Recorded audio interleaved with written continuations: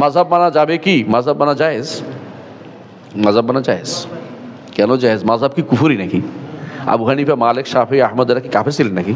তো ইমানদার ছিলেন না? আলেমও ছিলেন না? আলেম ছিলেন কিনা? আলেম থাকলে দিনের খেদমত করেন নাই?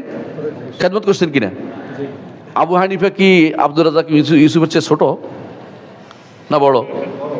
আপনি আব্দুর রাজ্জাক ইউসুফের কথা দেখে অনবরত মেনে নিচ্ছেন, অথবা জাকারিয়ার কথাই মেনে নিচ্ছেন। কথার কথা বলছি, ওনার দোষ দিতেছেন না, উনি তো আলেম দিন, একজন মুহাদ্দিস নিঃসন্দেহে, আমি ওইটা বলছি না, বলি উদ্দেশ্য প্রমাণ দিচ্ছি, উদাহরণ দিচ্ছি। তাহলে মাযহাবের ইমামের কি দোষ ছিল? হ্যাঁ, আপনি অন্ধ অনুসরণ করবেন না, আমি এটা আবার বলছি। মাযহাব মানা জায়েজ, কিন্তু যখন আপনি দেখবেন যে কোরআন এবং সুন্নাহ বিরোধী নস পাওয়া গেছে, তখন ওনার কথা শোনা যাবে না। তখন শুনলে আপনি হারাম কাজে আছেন। যতক্ষণ পর্যন্ত আপনার কাছে কোনো ব্যক্তির কাছে স্পষ্ট হবে না কোরআন এবং সুন্নাহ, তখন একটা ইমামের পথে চলছেন, বৈধ। আচ্ছা ধরেন, এখন আপনার কাছেই ধরেন একজন বলল, অমুক ব্যক্তি বর্তমানে জীবিত আছে, অনেকেই ফতোয়া দিচ্ছে, আপনি এই ফতোয়া অনুসারে চলবেন না? না চলবেন না? চলবেন। কিন্তু যখন আপনার কাছে প্রমাণিত হবে যে এই ফতোয়া সঠিক নয়, তো কী করবেন? বাদ দিতে হবে। ঠিক একই হুকুম ইমামের বক্তব্যের ক্ষেত্রে, একই হুকুম, কোনো পার্থক্য নাই ইমামদের বক্তব্যের ক্ষেত্রে। তবে পার্থক্য হচ্ছে ইমামদের বক্তব্য লিখিত এবং নির্ধারিত। আপনার বক্তব্য মাঝে মধ্যে এমন ফতোয়া আসে পৃথিবীর কেউ বলে নাই, পৃথিবীর কেউ বলে নাই। আপনি জাহেল, তারপরেও আপনি মনে করছেন ইমামের জায়গায় পৌঁছে গেছেন, ইমামদের বিরুদ্ধে বক্তব্য দিতেছেন। আপনি কি জানেন ইমামদের ইলম সম্পর্কে আপনার কত জ্ঞান আছে? কোনো একটা মাসলা ভুল করলে তাদের এক সব, কিন্তু তাদের কিন্তু ঠিকই আছে। ইমামরা ভুল করলে, ইমামরা কোনটা ভুল করলেও ওনারা অনেক ভালো কাজও করেছেন, সব তো আর ভুল করেন না। আপনি ভুলগুলি হাইলাইট করেন, আরগুলি বলেন না কেন? এই জন্য আপনি কতটুকু ভালো করছেন? আপনি কি ইমামদের মতো একটা ফেকার বই লেখেন তো দেখি? এ পর্যন্ত লিখতে পারেনি। ঘুরে ফিরে পড়তে চায় কার জানেন? ইমামদের ফেকাই পড়তে হয়, ওনাদের মাসালাই আনতে হয়।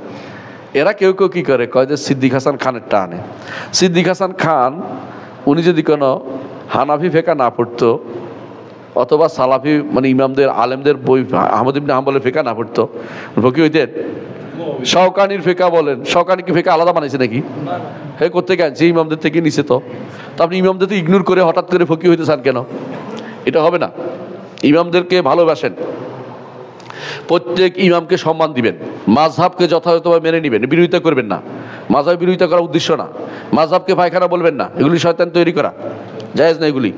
মাযহাব খুবই দরকার, মাযহাব জেনে মাসালা বুঝেন, কিন্তু মাযহাবের বিরুদ্ধে মাযহাবকে অন্ধ হয়ে যায় না, এটা মানতেই হবে এমন কথা দরকার নেই। এটা মানা যতক্ষণ পর্যন্ত একজন মানুষ এর চেয়ে উত্তম কোনো পদ্ধতি নাই, সে মাযহাব মেনে চলবে, মাস্ট। যখন দেখবে যে আমি এর চেয়ে ভালো পাইছি, শুদ্ধটা পাইছি, আমি অশুদ্ধটা নিব না, এটা হলো ইমামের হওয়া উচিত।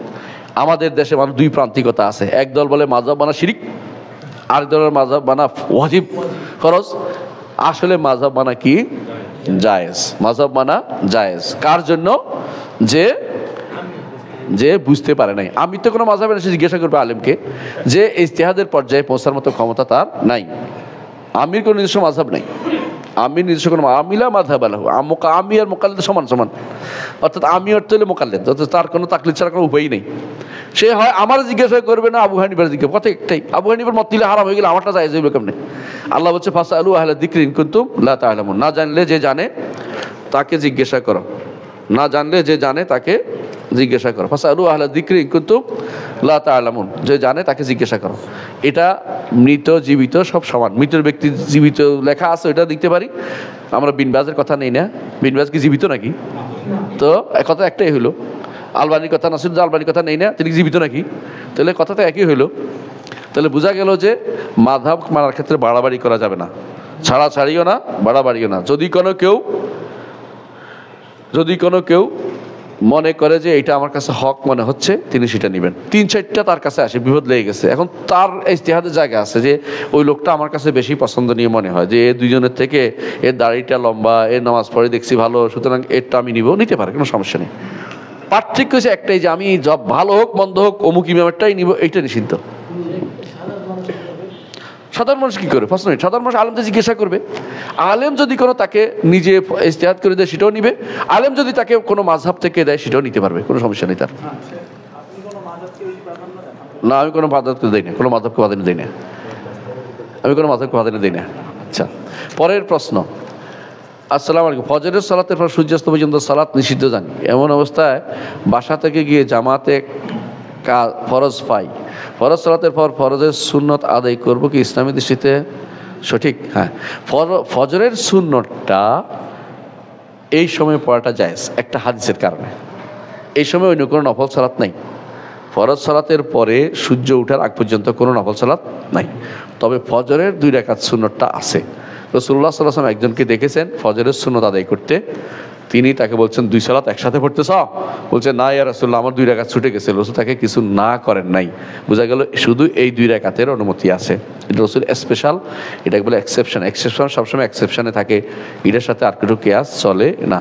সুতরাং আপনি এই 2 রাকাত পড়তে, ফজরের সুন্নতে 2 রাকাত পড়তে পারবেন। তারপরে উত্তম হচ্ছে, যেহেতু এটা একজনের আমল, আর রাসূল সাল্লাল্লাহু আলাইহি ওয়াসাল্লাম নির্দেশনা হচ্ছে সূর্যাস্তের পরে, সূর্য ওঠার পরে, এই জন্য সূর্য ওঠার পরে পড়াটা উত্তম বেশি। খুরুজ আন খিলাফ, যে কোনো সময় মতভেদ থেকে বের হয়ে যেতে পারলে এটা বেশি ভালো। আমি এই নীতি বেশিরভাগ অবলম্বন করি। হেদায়েতের উপর টিকে থেকে ঈমান নিয়ে মৃত্যুবরণ উপায় সমূহ কী কী? অনেক বড় প্রশ্ন, এটার উপরে খুতবা হতে পারে।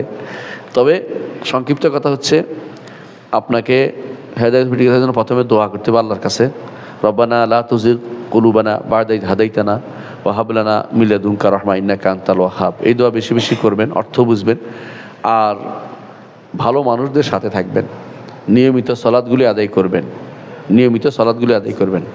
যে কোনো ফিতনা আসুক চোখ দিকে তাকাবেন না, ঘটনা 2-3 দিন পরে শুনবেন, খুব তাড়াতাড়ি ঘটনা শোনার জন্য উৎসুক হয়ে যাবেন না।